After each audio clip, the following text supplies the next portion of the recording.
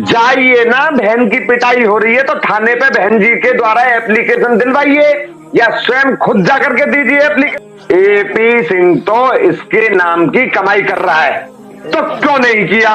क्यों नहीं किया? आपके माध्यम से मैं जवाब लेना चाहता हूं एपी सिंह से, तो क्यों नहीं किया? तो क्यों नहीं किया? क्यों नहीं किया? आपके माध्यम से मैं जवाब लेना चाहता हूं एपी सिंह से, तो क्यों नहीं किया? जिस समय सीमा, सचिन और नेत्रपाल की मैंने बेल कराई,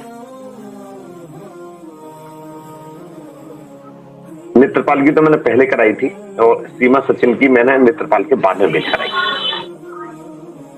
तो मैंने एक अंडरटेकिंग मान्य न्यायालय द्वारा मुझसे अंडरटेकिंग मांगी गई सीमा की तरफ से, लेकिन मैंने अंडरटेकिंग देने से मना किया। समझ रहे हैं जनाब?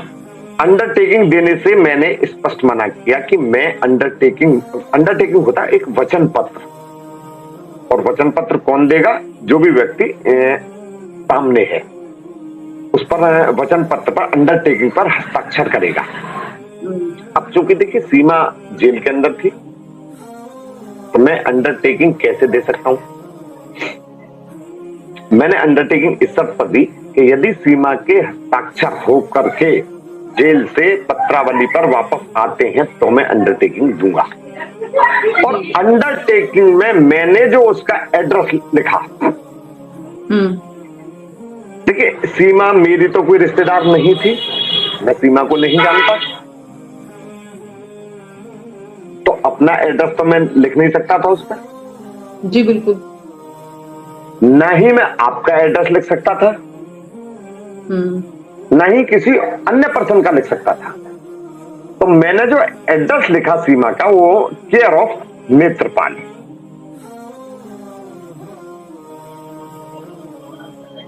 तो उसी अंडरटेकिंग की वजह से सीमा रबूपुरा में सचिन के घर पर रह रही है। जी, ये सही, ये आपने सही उत्तर दिया जी। मेरी बात सुनिए, यदि मैं अंडरटेकिंग नहीं देता तो ये जो छींचा लेदर वगैरह आप बता रहे हैं, तो ये क्या डिटेंशन सेंटर में ये सब ड्रामा हो रहा होता? नहीं, कतई नहीं। और वहां तो सारे विदेशी रहते हैं डिटेंशन सेंटर में, सारे विदेशी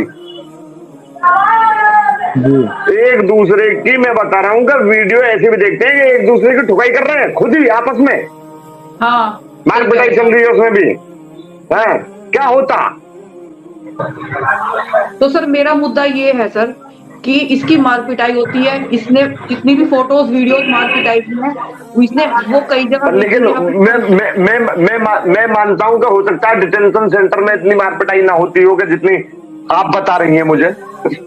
एक फोटो देखा था मैंने, पाकिस्तान पहुंचे हैं तो हो सकता है वो एपी सिंह के पास भी पहुंचे हों, तो एपी सिंह अपनी बहन जी के लिए क्यों प्रयास ना कर रहे हैं कि मेरी बहन जी वो वायरल हुई है सर, जिसमें एपी सिंह को कहा गया है कि आप अपनी बहन को केवल सोशल मीडिया पर बहन मत मानिए, आप उसके पर्दे के पीछे भी रख दीजिए।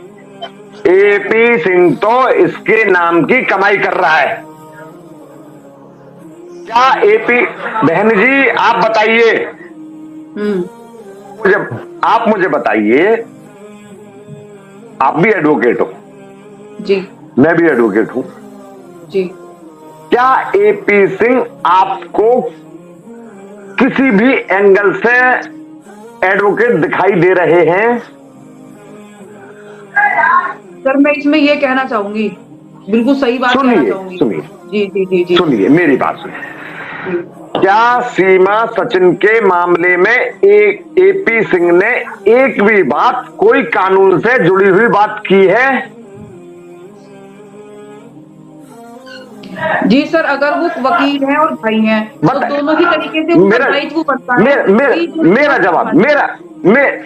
जवाब दीजिए, क्या एपी सिंह ने इस मामले में कोई भी कानून के तहत बात की है? नहीं सर, अब जितनी रिकॉर्डिंग्स और जितनी ये सब चीजें सामने आ रही हैं, नहीं की है सर, नहीं की।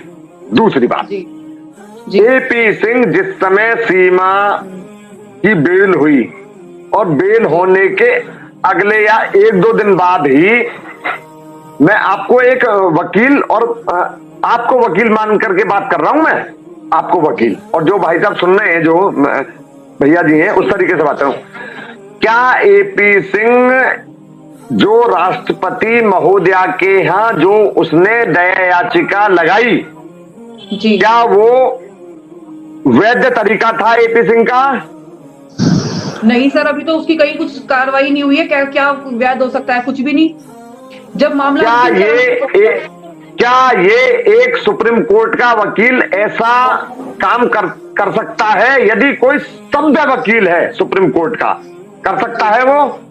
नहीं सर, अंतिम चरण की प्रक्रिया है। इसका मतलब एपी सिंह को वकालत की ABCD भी नहीं पता।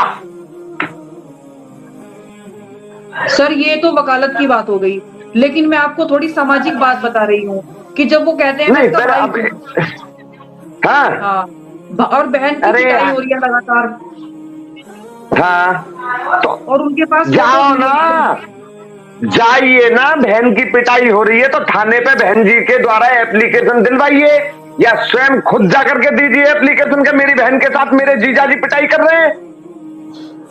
यदि किसी भाई की बहन के साथ में कोई बदतमीजी उसके ससुरालीजन करेंगे तो एक भाई का भी फर्ज बनता है कि वो अपनी बहन के हित के लिए वो थाना पर जाए और वहां एक प्रार्थना पत्र दे कि मेरी बहन के साथ ऐसा हो रहा है। क्या एपी सिंह ने अभी तक ये किया? तो सर नहीं किया। नहीं तो क्यों नहीं किया? क्यों नहीं किया? आपके माध्यम से मैं जवाब लेना चाहता हूं एपी सिंह से, तो क्यों नहीं किया? हनीप्रीत, वो राम रहीम वाले में थी ना हनीप्रीत? राम रहीम।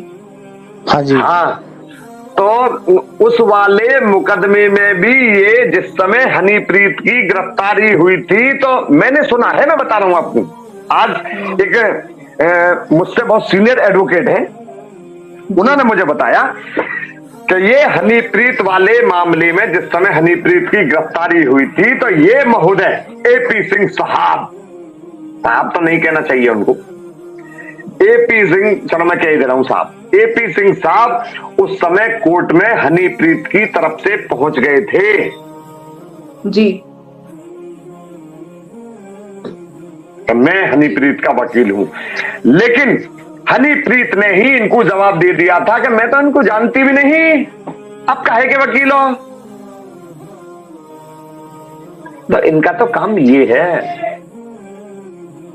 इनका काम तो ये है कि जो, लेकिन फिलहाल हमारा जो मुद्दा है वो अपनी देश की आंतरिक सुरक्षा का मुद्दा है। लगता है कि आंतरिक सुरक्षा में इस एपी सिंह का भी कोई बहुत बड़ा षड्यंत्र हो,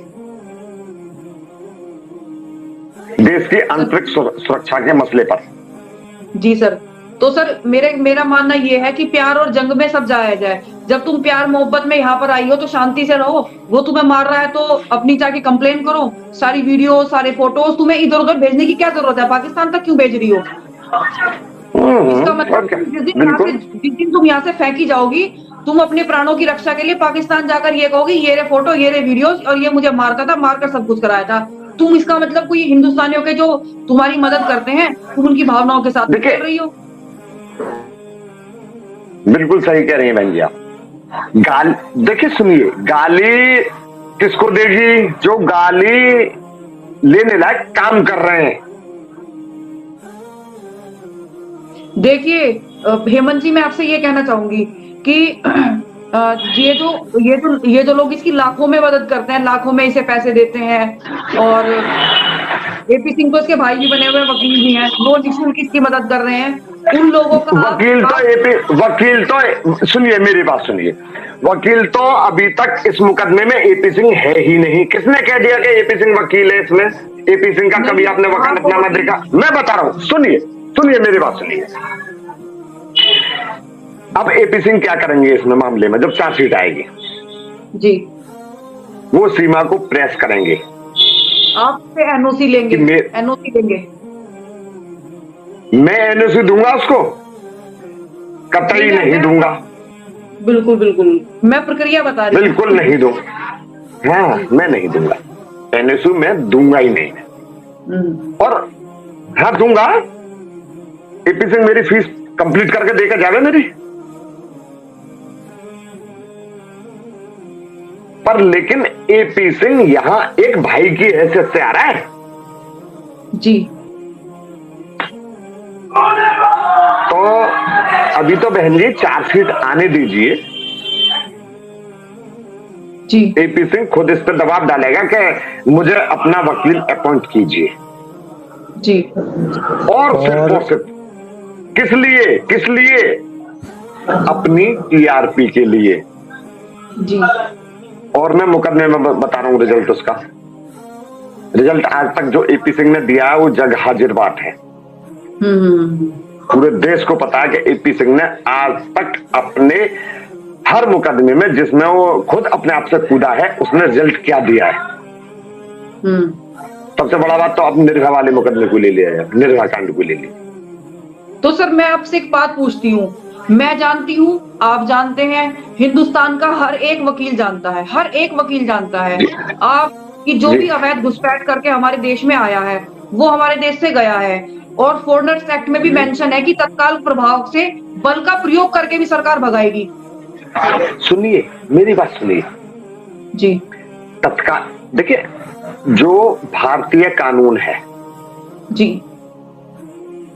विदेशी अधिनियम में कोई भी व्यक्ति अवैध रूप से पकड़ा गया है जी तो उसकी गिरफ्तारी हुई, गिरफ्तारी होने के बाद में उसकी बेल हुई, बेल होने के बाद में उसके खिलाफ चार्जशीट आएगी और चार्जशीट आने के बाद में बहन जी ट्रायल चलेगा और ट्रायल चलने के बाद में जो भी माननीय न्यायालय इसमें निर्णय देंगे सजा 1 साल दें, 2 साल दें, 3 साल दें, 5 महीने दें, जो भी दें जी। वो सजा कंप्लीट करने के बाद में अपराधी को उसके बाद में ही डिपोर्ट किया जाएगा।